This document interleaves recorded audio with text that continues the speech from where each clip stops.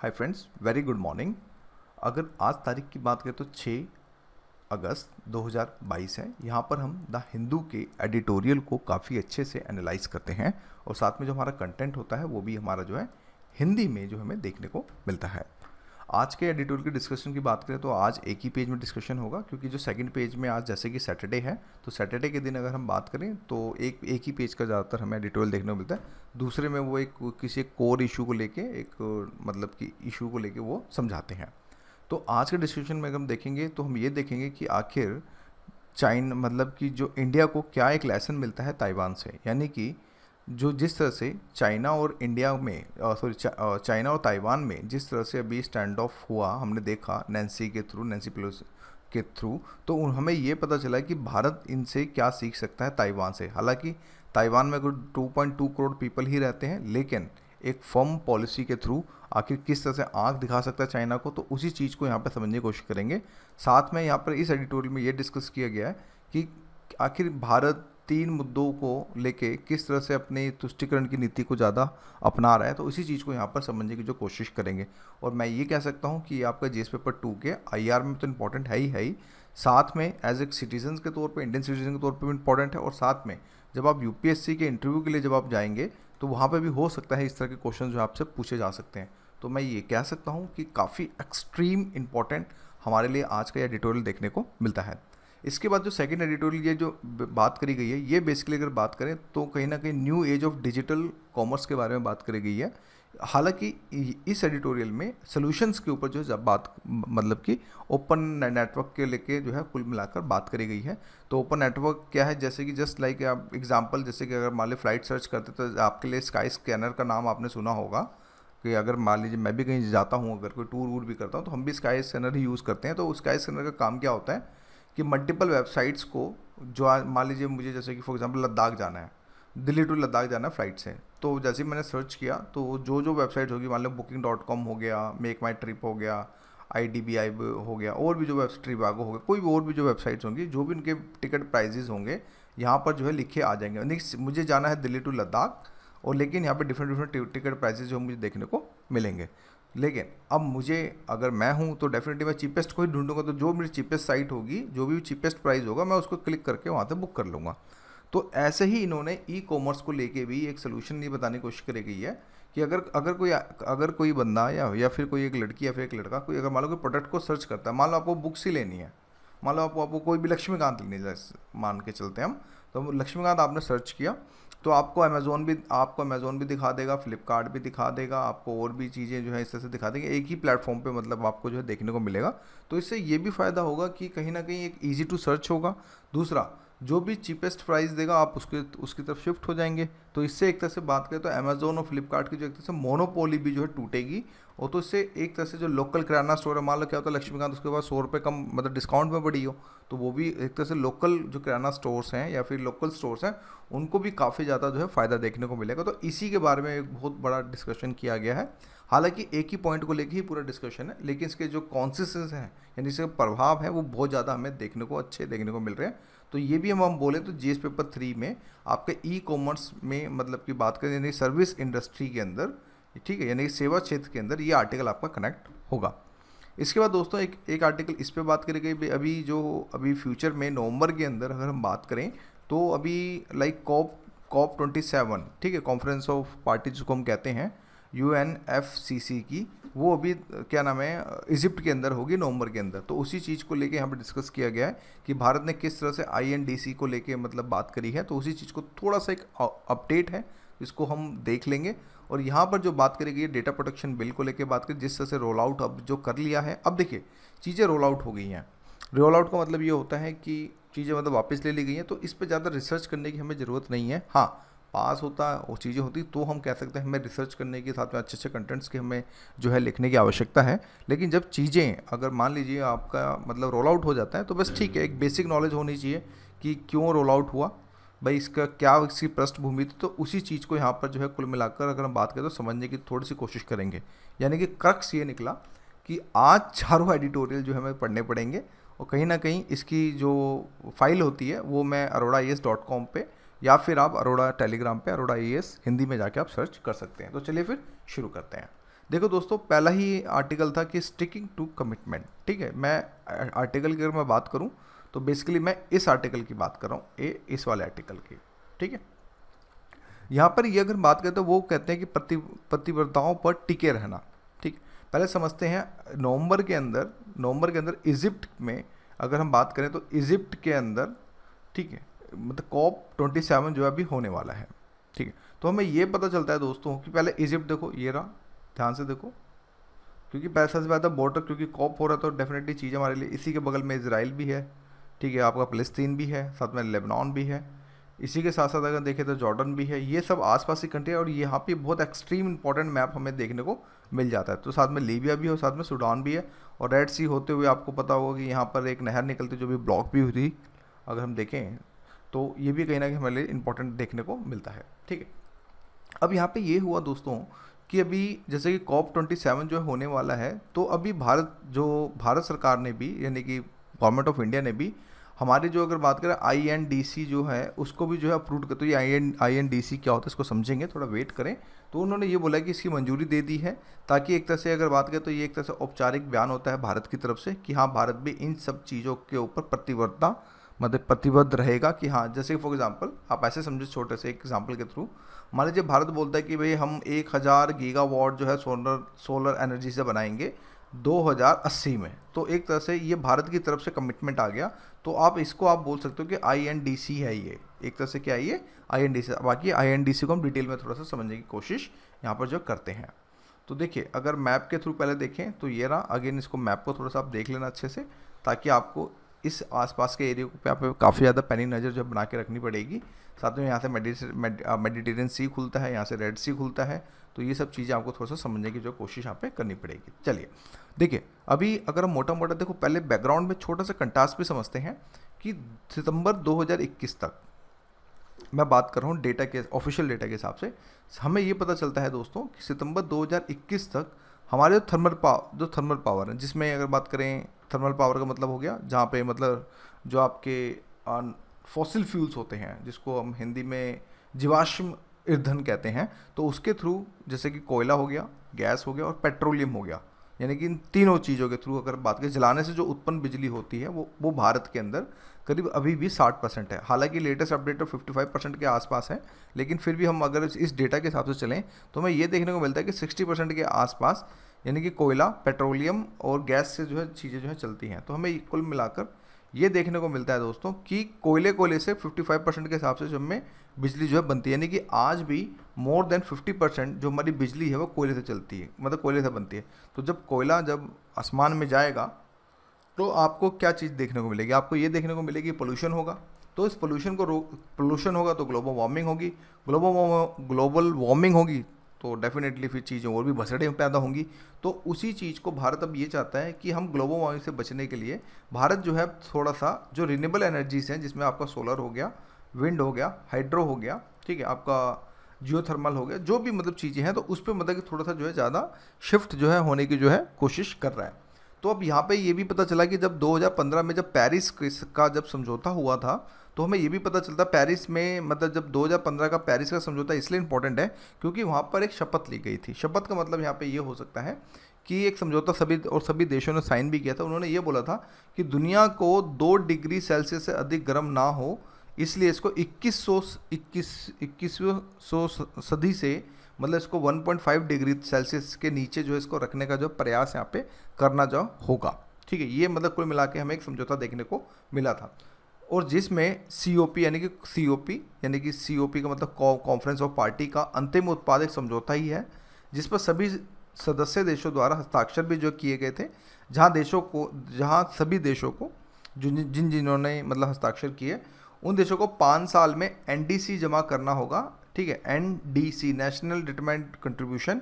जो है करना होगा, जो कि जीवाश्म ईंधन उत्सर्जन को रोकने के लिए 2020 के बाद क्या किया गया इसका मानचित्रण भी, एक तरह से इसकी मैपिंग भी करनी होगी कि भाई आपने क्या क्या काम किया इस चीज़ को लेके, तो उसका एक तरह से आप बोल सकते हो ड्राफ्ट भी जो है देना होगा, ड्राफ्ट बोल सकते हो, या फिर आप इसको रोड मैप इंग्लिश में बोल सकते हो। तो कुल मिला के ये हुआ कि 2020 के बाद आखिर आपने क्या क्या जो शपथ ली थी, अपने खुद से जो शपथ ली थी, तो उस पर आपने 2020 के बाद क्या क्या किया। तो इसलिए भारत ने अभी हाल ही में INDC का जो है मतलब कि एक तरह से बोला है। तो हमें ये पता चल समझना पड़ेगा कि INDC की फुल फॉर्म होती है दोस्तों राष्ट्रीय स्तर पर निर्धारित योगदान, मतलब कि हम राष्ट्रीय स्तर पर क्या क्या अभी जो है करेंगे। हालांकि ये एक मान्यता दी गई है, लेकिन ये कानूनी रूप से बाध्यकारी नहीं है। पहली बात, हो सकता है पीटी को लेके यहाँ से क्वेश्चन आ जाए कि भाई ये क्या ये INDC जो है कानूनी रूप से बाध्यता है, तो आपने ये बात ध्यान रखनी है कि कानूनी रूप से बाध्यता ये बिल्कुल भी नहीं है। फिर इसके बाद ये पता चलता है दोस्तों कि भारत ने भी जलवायु परिवर्तन को निपटने के लिए समझौते के तहत लक्ष्यों को पूरा करने हेतु INDC की जो प्रतिबद्धताओं की जो पुष्टि करी है। तो ये क्या है पहले समझते हैं। भारत के INDC की में देखें तो उन्होंने ये बोला है कि जो मतलब कि गैस निकलेगी, मतलब जो भी चीज़ें होंगी, तो उसका GDP के लगभग 1/3 तक कम करेगा। यानी कि जो भी हमारी GDP है, जिससे भी कोयला मतलब जिससे भी पोल्यूशन हो रहा है, CO2 निकल रहा है, उसका 1.3% तक मतलब कि 1/3 जो उसमें से यानी कि कम करेगा। दूसरा वो ये भी कहते हैं कि बिजली की कुल स्थापित क्षमता का 40% जो होगा वो गैर जीवाश्म ईंधन स्रोतों से प्राप्त होगा। यानी कि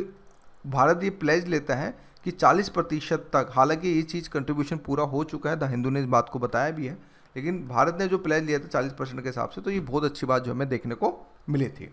फिर वो ये कहते हैं कि 2030 तक भारत द्वारा वन और वृक्ष आवरण के माध्यम से 2.5 से लेकर 3 बिलियन टन कार्बन डाइऑक्साइड के अतिरिक्त कार्बन सिंक, यानी कि जो मतलब कि एक तरह से बोलें तो वायुमंडल में जो कार्बन डाइऑक्साइड अवशोषित कर ली जाती है उसको कम करेगा, ताकि जो है क्या नाम है ग्लोबल वार्मिंग जो है कम से कम जो है हमें देखने को मिले। तो इसके लिए अगर बात करें तो प्रतिबद्ध हमें जो देखने को मिलता है। और इन लास्ट में अगर एडिटोरियल हमें ये क्या किया जाता है कि दुनिया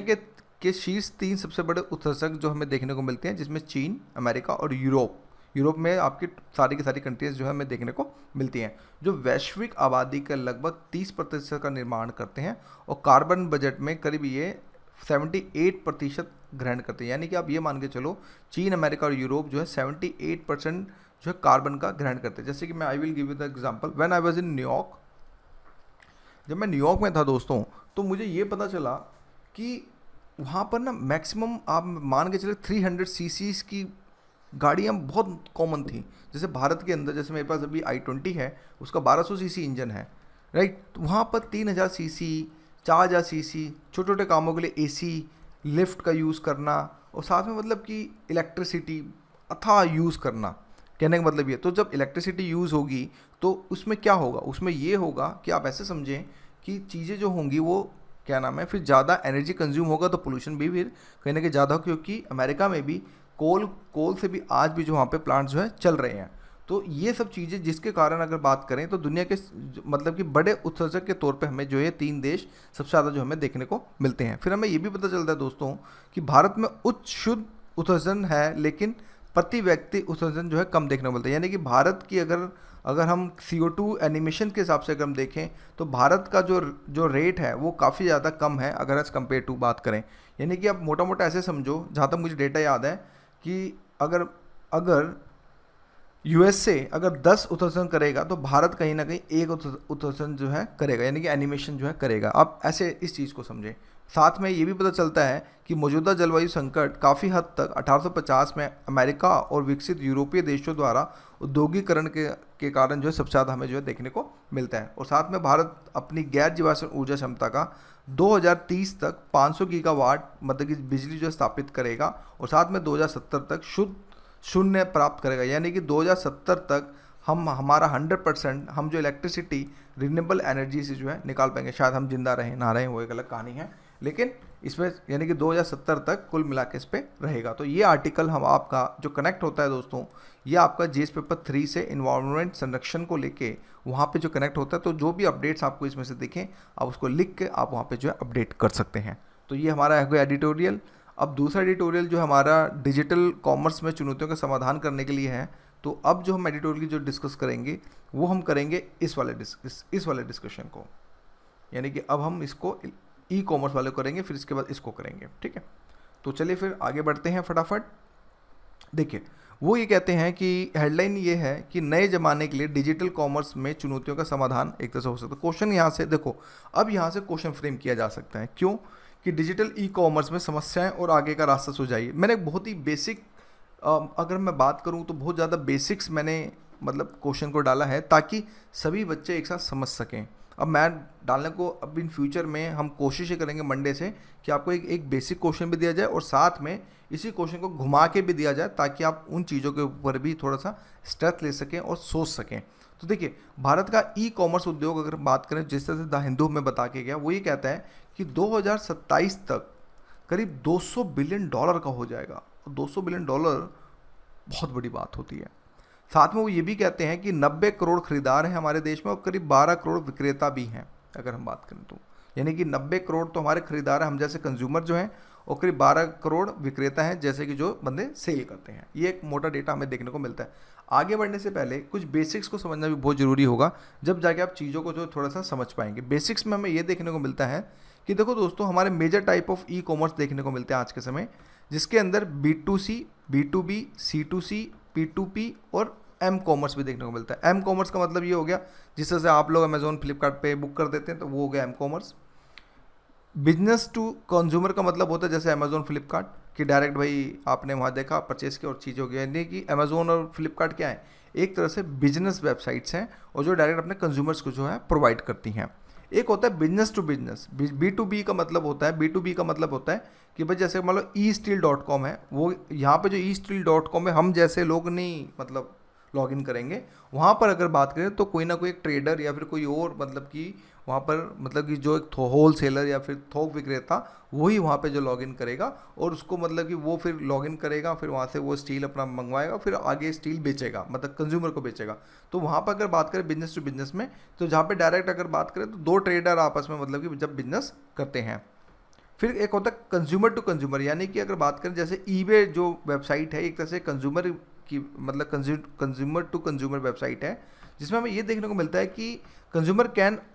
मतलब ओकेजन और sell goods directly to the other consumers. यहाँ पर डायरेक्टली जो है कुल मिला के हम और एक होता है पीयर टू पीयर, जिसमें एक तरह से बात करें सॉफ्टवेयर को ऑनलाइन आप बेच सकते हो, तो विदाउट एनी मतलब बात करें ई कॉमर्स मार्केट के थ्रू, तो पीयर टू पीयर भी हमें जो है कुछ हमें देखने को मिलती है। ये कुल मिलाकर अगर हम बात करें तो हमें ये बेसिक्स की तरफ हमें लेके जाता है। जैसे कि अब यहाँ पे ट्रिवागो को समझो कि जैसे कि देखो, आपको मान लो कोई होटल चाहिए मान लो, तो यहाँ देखो Booking.com, Hotel.com, ये सारे दुनिया भर के ये सारी वेबसाइट्स हमें जो है कुल मिला के मतलब कि यहाँ पे कंपेयर जो है करती हैं इस मॉडल के अंदर अगर हम बात करें तो यहाँ पर अगर हम देखें तो हमें ये पता चलता है दोस्तों कि भारत सरकार के उद्योग और आंतरिक व्यापार संवर्धन विभाग, जिसको हम बात करें department for promotion of industry and internal trade, यानी कि DPIIT के नाम से जिसको हम जानते हैं, ने खुले ई कॉमर्स को विकसित करके और छोटे व्यवसाय और डीलरों तक मतलब पहुँच को सक्षम करने के लिए डिजिटल कॉमर्स के लिए ओपन नेटवर्क मतलब कि open network for digital commerce की स्थापना की है। थोड़ा बैकग्राउंड समझते हैं। तो दोस्तों, जिस तरह से अगर बात करें 2017 के बाद से जिस तरह से मतलब ई कॉमर्स का चलन आ गया है, पहले लोग डरते थे COD, हमेशा जो है COD में आते थे, अब जो है लोग ऑनलाइन पेमेंट करते। फॉर मी यस, मैं also doing online payment first, क्योंकि ऑनलाइन पेमेंट करने से होता है कि अगर चीज़ें नहीं समझ आए तो रिफंड कर देता है, तो पेमेंट अकाउंट में आ जाती है। COD में थोड़ा सा इशू हमें थोड़ा सा देखने को मिलता है।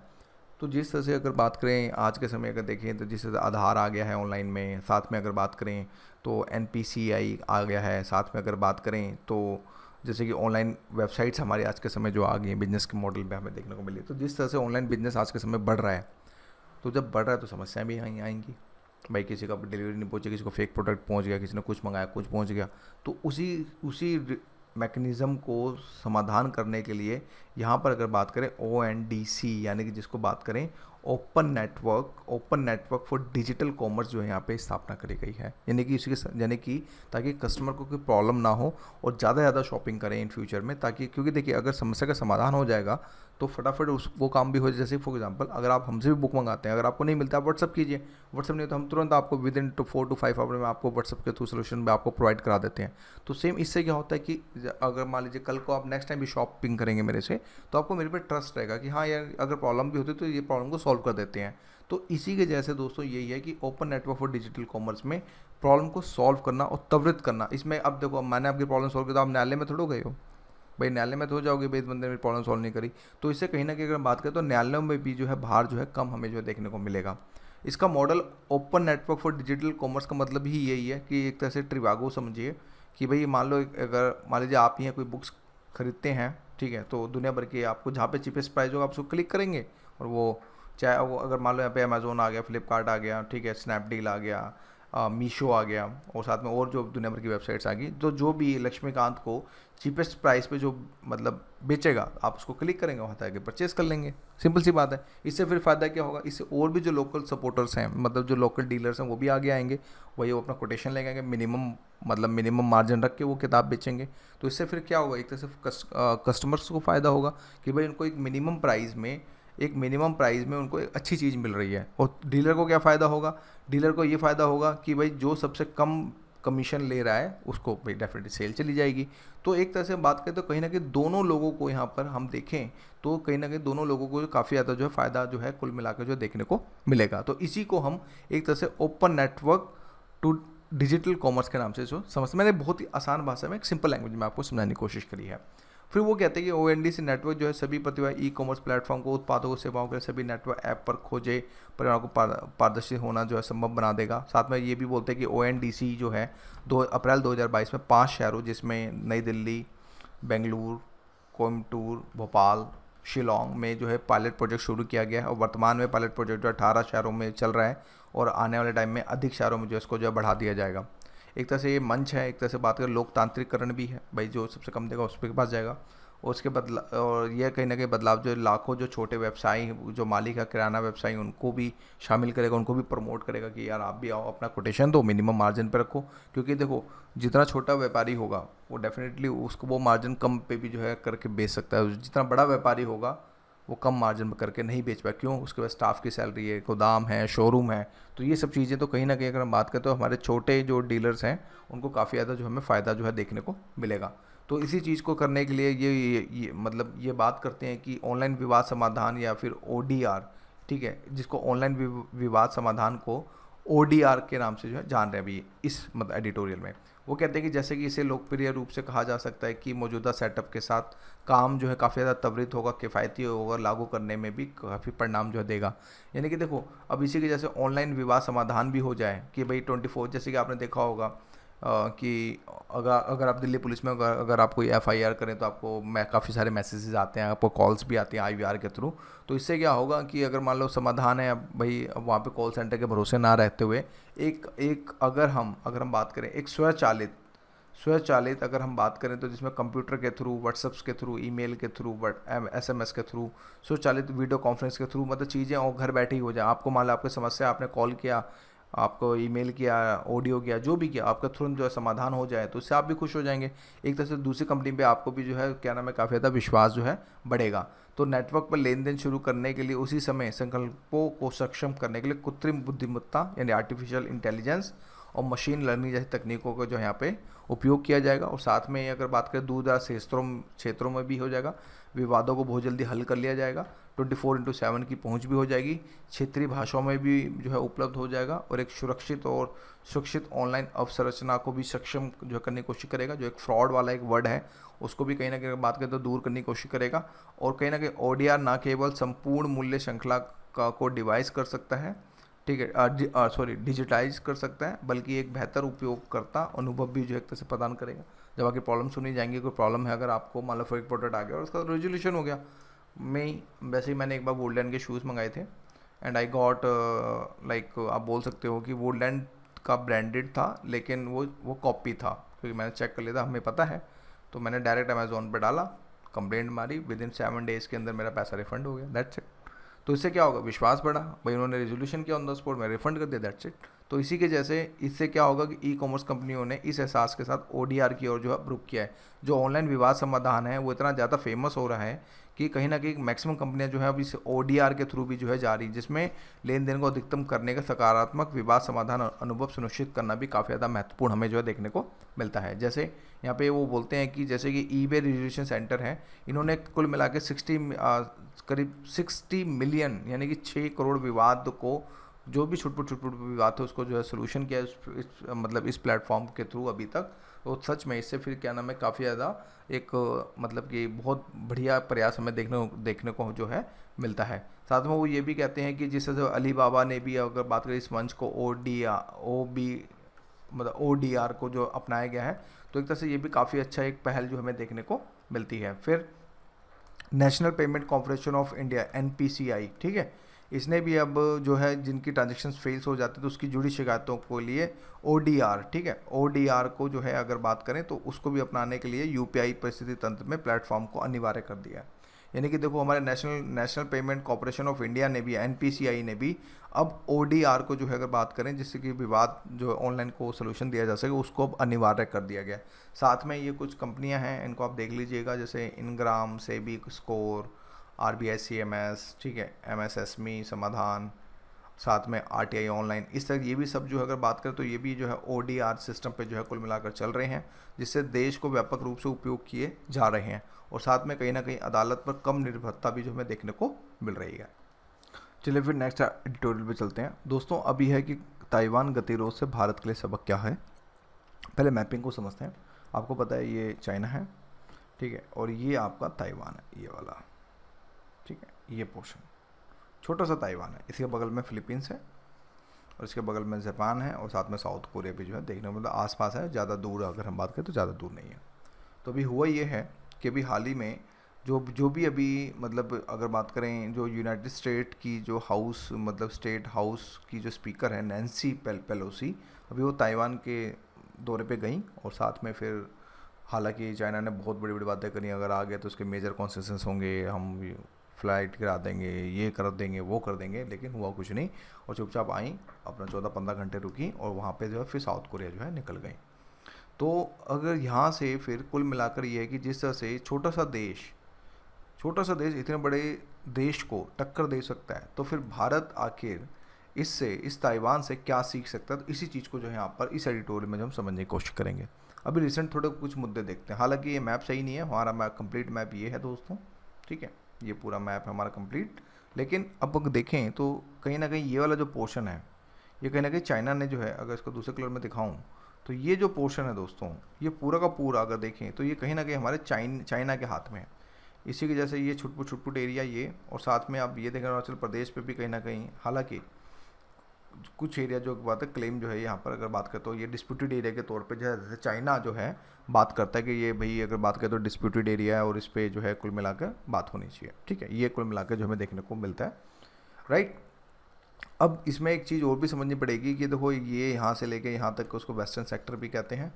ये वाला ये एरिया इसको सेंट्रल सेक्टर भी कहते हैं और ये वाला जो है हमारा ईस्टर्न सेक्टर भी कहते हैं। ये यहाँ से जो आपका बाग सिक्किम से लेके यहाँ तक अरुणाचल प्रदेश में जो हमें देखने को मिलता है। अब कंसर्न क्या है, देखो समझते हैं। देखो चीन के लिए एक बढ़ती महाशक्ति के बारे में उसके दावे खोखले हो सकते हैं यदि वह अपने दावा किए गए क्षेत्रों विशेष रूप से ताइवान को एग्जिट करने में असमर्थ होता है। तो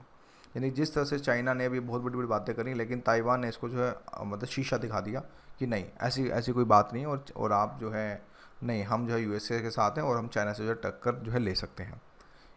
यहाँ पर ये भी पता चला कि पेलोसी की ताइपे की यात्रा के साथ शुरू हुआ संकट अभी भी सामने आ रहा है और आज इस बारे में बहुत कम स्पष्ट है कि कैसा ये मतलब आने टाइम में जो कैसे समाप्त होगा, क्योंकि आपको पता है चाइना एक महा आर्थिक शक्ति के तौर पर उभर रहा है और USA नहीं चाहता कि चाइना जो है पनपे। क्यों? पहली बात तो वहाँ डेमोक्रेसी नहीं है, साथ में वहाँ कम्युनिस्ट की गवर्नमेंट है, तो इसके कारण जो है, और दूसरा अमेरिका जो है चाइना को एज ए प्रतिद्वंदी के रूप में देखता है। अब उसको रशिया नहीं दिखता, अब उसको चाइना दिखता है कि जो अगर अमेरिका की जो टक्कर ले सकता है तो वो कहीं ना कहीं चाइना ही जो है कुल मिलाकर जो है अगर बात करें तो ले सकता है,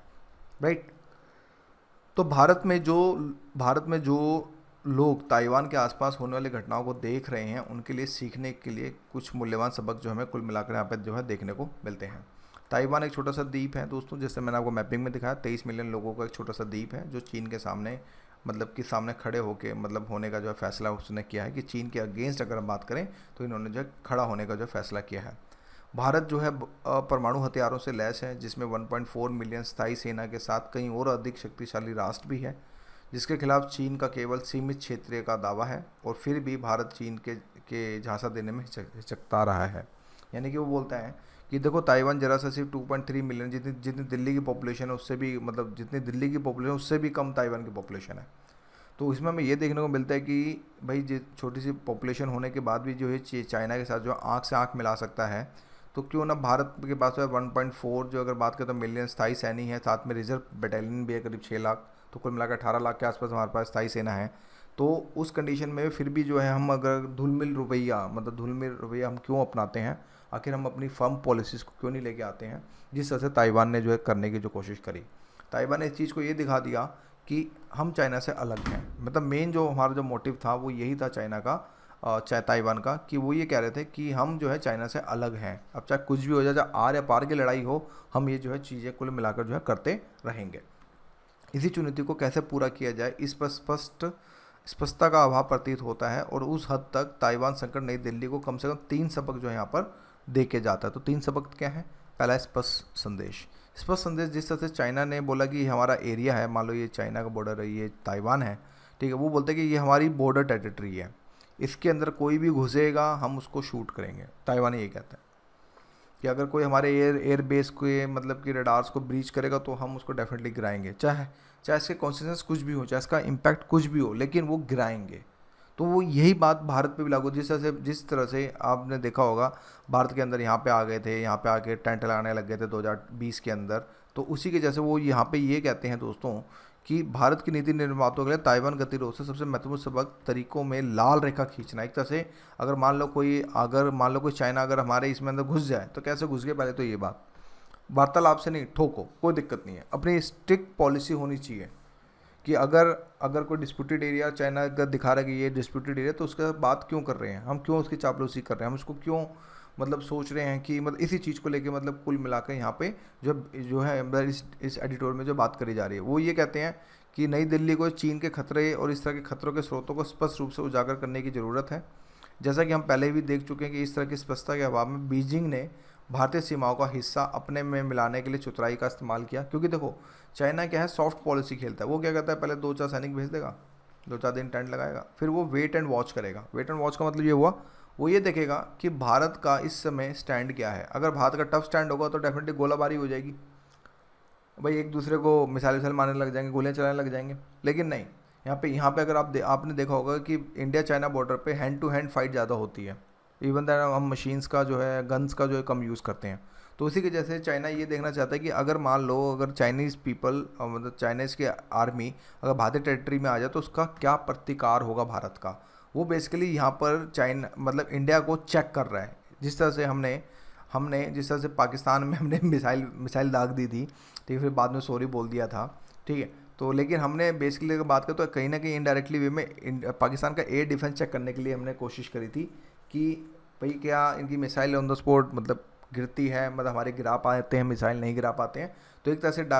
इनडायरेक्टली बात करें तो कहीं पाकिस्तान का हमने एयर सिस्टम को चेक करने की जो कोशिश करी गई थी। तो इसी के जैसे जो चाइना है वो भी कहीं ना कहीं बात करें तो वो कहीं ना कहीं एक तरह से एयर मतलब कि हमारे भारत की ताकत को जो है हमेशा जो चेक करने की कोशिश करता है कि क्या वार्तालाप होगा या फिर जंग होगी या फिर क्या चीज़ें होंगी। हालांकि जंग तो सोल्यूशन नहीं है, लेकिन वार्तालाप भी ज़्यादा भी वार्तालाप करके झुक के चलना ये भी एक आप अपनी आत्मसम्मान की नीति के जो है खिलाफ जो हमें देखने को मिलता है। जिस तरह से इन्होंने ये बोला कि 2020 में जैसे टेंट लगा के 1 महीने तक बैठे रहते वास्तविक नियंत्रण रेखा में और सिर्फ बातें ही चल रही थी, तो ये भी हमारे लिए कंसर्न का मुद्दा देखने को मिलता है। फिर वो ये भी कहते हैं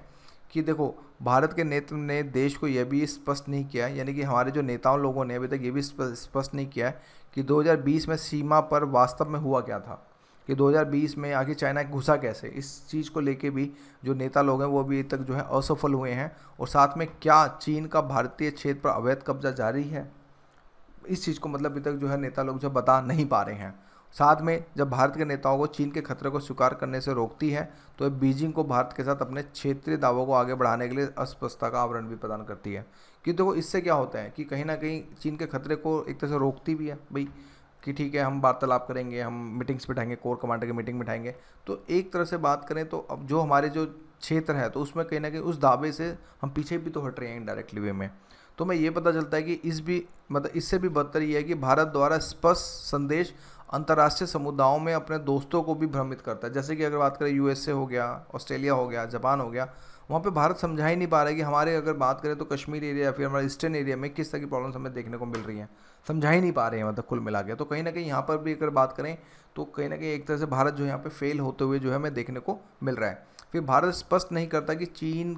ने अपने क्षेत्र पर अवैध कब्जा कर लिया है, और भारत इस बात को भी स्पष्ट जो है बिल्कुल नहीं कर पाता। एक तरह से बात करें तो लुका छिपी यानी कि हाइड एंड सीक का एक तरह से मौजूदा जो हमारी नीति है वो खराब संदेश जो है दे के जाती है कि एक तरह से हम बात कर रहे हैं तरह से समुदाय को नहीं समझा पा रहे हैं, चीन के साथ भी चीज़ें नहीं हो, तो एक तरह से हम बात करें तो एक नेगेटिव इन्वायरमेंट जो है भारत के प्रति बॉर्डर को लेके, बॉर्डर एरियाज़ को लेकर जो है नेगेटिव इन्वायरमेंट जो है क्रिएट जो हमें देखने को मिल रहा है। दूसरा है दोस्तों तुष्टिकरण की बुरी रणनीति है, यानी कि हम जो है अगर बात है आपका अपीसमेंट जो है करते हैं, यानी कि तुष्टिकरण की नीति को हम जो है सबसे ज़्यादा जो अपनाते हैं। हम क्या करते हैं, एक तरफ तो हम लड़ाई, अब इसको पढ़ लीजिएगा, बस मैं यहाँ पे आपको करेक्ट समझा रहा हूँ कि एक तरफ तो हम देखें लड़ाई, एक तरफ तो पाकिस्तान जो चीन है वो हमारे बॉर्डर एरिया में आता है, फिर हम इनके मिनिस्टर्स से बात करते हैं, तो ये चीज़ें सही नहीं है। जिस तरह से ताइवान ने सीधा बोला हम बात नहीं करेंगे, हम अगर कोई हमारे टेरिटरी के अंदर घुसेगा उसको शूट डाउन करेंगे, एक तरह से रेड लाइन खींची है। तो भारत को भी इसी तरह से जो है कुल मिलाकर बोलें तो एक तरह से रेड लाइन जो है खींचने की ज़्यादा जो है ज़रूरत हमें जो है देखने को मिलती है। फिर वो ये भी कहते हैं कि भारत ने इस 4 गलतियां करके चीनी हाथों को खेलने के लिए दोषी हो सकते हैं। कि 4 गलतियां करी, सबसे पहली गलती तो यही करी है कि चीनी नेताओं से मिलने और मतलब मेज़बानी करने की भारत की नीति मतलब काफ़ी हमें जो देखने को मिलती है कि एक तरफ तो भारत के अंदर वो घुस रहे हैं और दूसरा हम जो उनसे मिल रहे हैं, तो ये नीति बहुत खराब, इससे जो है कुल मिला के खराब संदेश जो देखने को जाता है। जिस तरह से 2014 में चीनी राष्ट्रपति शी जिनपिंग की भारत यात्रा के दौरान डेमचोक और चुमार में गतिरोध हुआ था। कि जिस तरह से आपको याद होगा 2014 में जब चाइनीज राष्ट्रपति जब आए थे तो वहाँ के डेमचोक और चुमार में गतिविधि हुआ था। तो इसकी शुरुआत फिर जो है फिर उसके बाद चीनी विदेश मंत्री वांग यी फिर से भारत का मतलब दौरा उन्होंने किया था, और वहीं पर जबकि चीनी सैनिकों का भारतीय क्षेत्र पर कब्जा जो है वहाँ पर जो है जारी हमें देखने को मिल रहा था। वास्तव में बीजिंग द्वारा इस तरह की कूटनीति को उकसावे के बावजूद भारत की सहमति के उदाहरण के रूप में जो है देखता है कि देखो मैंने बोला नहीं चेक एंड बुक कर रहा है कि भाई देख रहा है। तो एक तरह से कुल मिला के क्या हुआ कि कहीं ना कहीं भारत की सहमति कि ठीक है यार ले लो कोई दिक्कत नहीं है छोड़ो ले लो, तो एक तरह से ये हमारे लिए एक तरह से क्रिटिकल पॉइंट जो हमें देखने को मिलता है। फिर हमें ये भी देखने को मिलता है कि दोस्तों दूसरी गलती दोनों सीमाओं के बीच गतिरोध के दौरान भी चीन की संवेदनशीलता का एक तरफा ढंग से पूरा करना। जैसे इन्होंने जैसे एग्जाम्पल दिया कि उदाहरण के लिए भारत और ताइवान के बीच संसदीय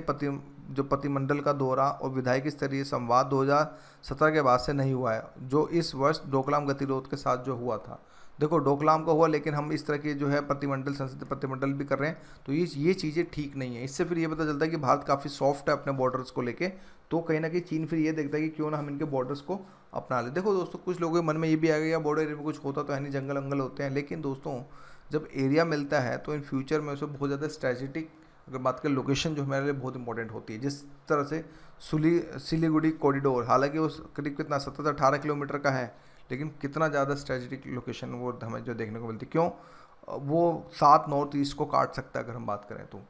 ठीक है, अगर वो कॉरिडोर ना हो तो हमारे पास साथ में चाइना, वहाँ पे चीन मिल जाएगा, बांग्लादेश मिल जाएगा, तो बहुत ज़्यादा स्ट्रेटेजिक लोकेशन जो हमें देखने को मिलती है। फिर साथ में वो ये भी कहते हैं कि जिस तरह से हम ताइवान या तिब्बत के आसपास चीनी राजनीतिक संवेदनाओं का सामना करने से क्यों परेशान है।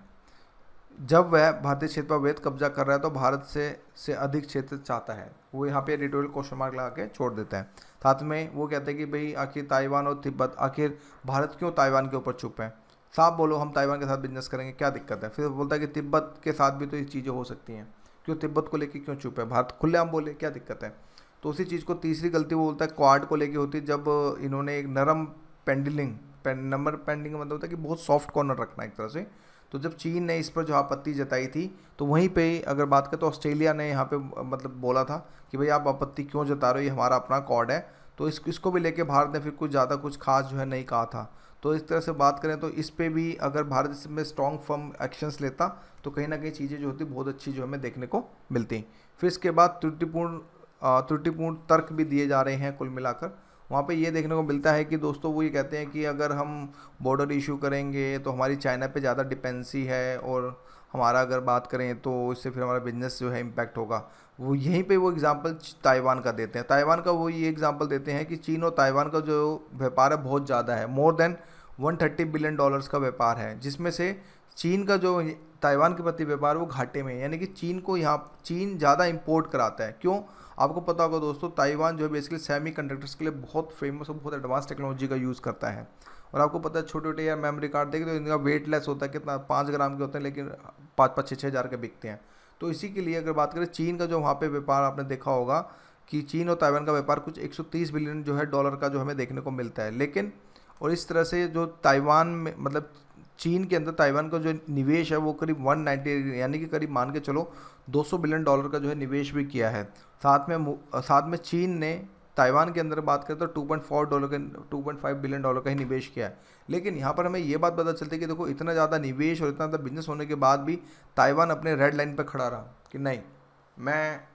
चीन को अपने टेरिटरी को कब्जे में नहीं लेने दूंगा। तो जिसके कारण यहाँ पे ये बोलते हैं कि जिस तरह से ताइवान को, क्योंकि देखो ताइवान को लगा कि या तो मारेंगे मरेंगे चाहे कुछ भी हो जाए, हमारे लिए देश जो है पहले है। तो इसी के जैसे हमारे भारतीय नेताओं के अंदर ये बात नहीं समझ आती है कि देश पहले है फिर बाद में है। तो इसलिए वो एट द एंड वो यही बात करते हैं। तो क्या भारत एक बहुत बड़ी अर्थव्यवस्था और एक सैन्य शक्ति चीन के साथ आर्थिक संबंधों के बारे में चिंतित, चीन दबाव के आगे क्या झुकना चाहिए? तो इस पर क्वेश्चन मार्क करके जो एडिटोरियल कंप्लीट मतलब कि हो जाता है। फिर दोस्तों नेक्स्ट है हमारा व्यक्तिगत डेटा संरक्षण विधेयक 2019। इसका देखो मोटा मोटा बस क्रक्स यही है कि देखो अभी इसको रोल आउट कर लिया गया है। 2017 में अगर हम बात करें दोस्तों, इसको BN श्री कृष्ण की अध्यक्षता में 10 सदस्य समिति की स्थापना यहाँ पे करी गई थी। बाद में समिति ने व्यक्तिगत या निजीगत डेटा को सुरक्षित करने के लिए संबंध में एक मसौदा भी भारत सरकार के समक्ष पेश किया गया था और 2019 में निजी डेटा सुरक्षा विधेयक को पेश किया गया था और बाद में इस विधेयक को संसद के दोनों सदनों की एक संयुक्त प्रवृत्ति को जो भेज दिया गया था। तो दोनों सदनों की जो संयुक्त प्रवृत्ति जो लक्ष्मीकांत में पढ़ लेना,